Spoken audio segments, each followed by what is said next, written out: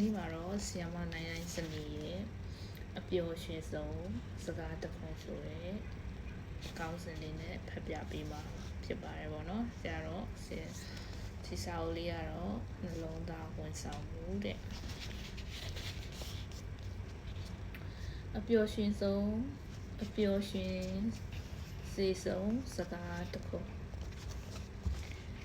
TV အတန်လွှင့်ဌာနတစ်ခုကအစီအစဉ်လေးတစ်ခုရှင်းပြခဲ့တယ်။အဲ့ဒီအစီအစဉ်ကမျိုးသမီးပြည်သက်တွေစီကနေအပျော်ရွှင်ဆုံးစကားတစ်ခုတောင်းဆိုတဲ့အစီအစဉ်ဖြစ်တယ်။ကြေညာထုတ်ပြန်ချက်ပြီးနောက်အနေနဲ့ရရကပြည်သက်တွေရဲ့စာတွေအတန်လွှင့်ဌာနစီဘလူပြန်ခဲ့တယ်။စာတွေအများကြီးတဲ့ကနေနောက်ဆုံးနေအိတ်နေငါထမယ်ဆိုတဲ့စကားတစ်ခုကပထမရသွားခဲ့တယ်။ငွေအိတ်နေကထမယ်ဆိုတဲ့စကားရဲ့နောက်ွယ်မှာဒီလိုဇလန်းလေးတစ်ပုဒ်ရှိခဲ့တယ်။ငယ်ရွယ်တဲ့စတိမောင်နဲ့နှစ်ဦးဟာမင်္ဂလာဆောင်ပြီးတိတ်မကြခင်မှာပဲကလေးရလိုက်တယ်။ကလေးထိန်ဖို့အပိုးဝင်လို့မရှိတာကြောင့်မိမဖြစ်သူကအိမ်မှုကိစ္စနဲ့ကလေးထိန်တာဝန်ကိုယူပြီးယောက်ျားဖြစ်သူကစောင်းဝင်နေရဲ့အတွက်အလုပ်ထွက်လုပ်ခဲ့တယ်။ဒါပေမဲ့ကလေးငယ်ကမိဘတွေမျှော်လင့်ထားသလိုမကြမ်းမာခဲ့ဘူးအတဝါယောဂဖြစ်လိုက်အဆုတ်ယောဂဖြစ်လိုက်နဲ့ချူချခဲ့တယ်မိမကလည်းနေမအားညာမလားနေမအားညာမအားကလေးငယ်ကိုပြုစုဆောက်ရှောက်ခဲ့တယ်ကလေးငယ်ရဲ့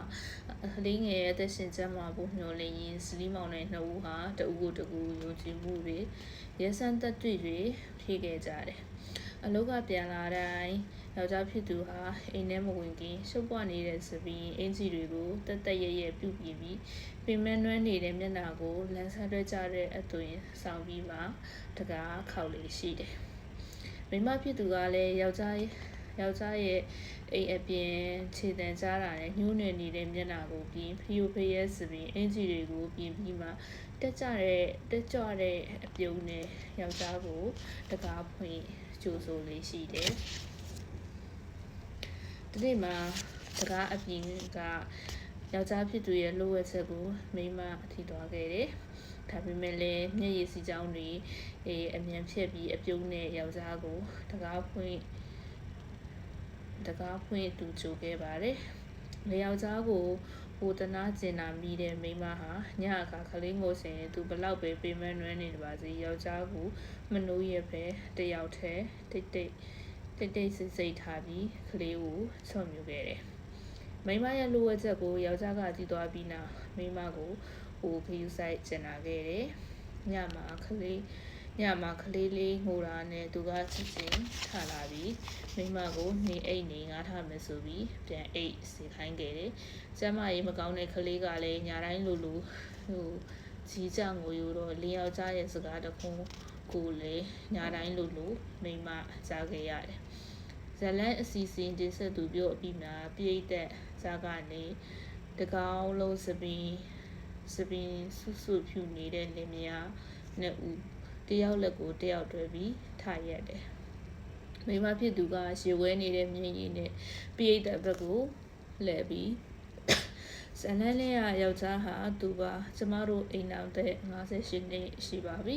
အဲ့ဒီစကားတစ်ခုကကျမရင်တစ်ခုခုကျမရင်ကိုခုထက်ထိနှွေးထွေးစေပါတယ်လို့ပြောတယ်မိမရဲ့စကားကိုကြားတော့ယောက်ျားကသွားမရှိတော့တဲ့ပါဇက်တွေကိုဟာပြီးရေတယ်ပြိတ်သက်အများရဲ့ပါပြပေါ်မှာမျက်ရည်ဥလေး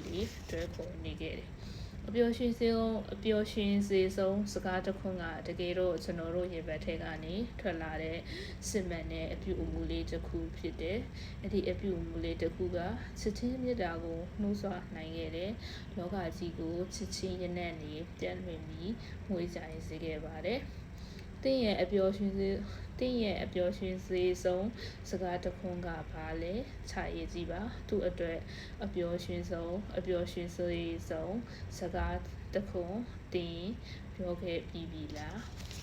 ဒါတော့ဆီယမနိုင်နိုင်စနေရေးထားတဲ့နှလုံးသားဝန်ဆောင်မှုတွေကနေပြီးတော့ဒီ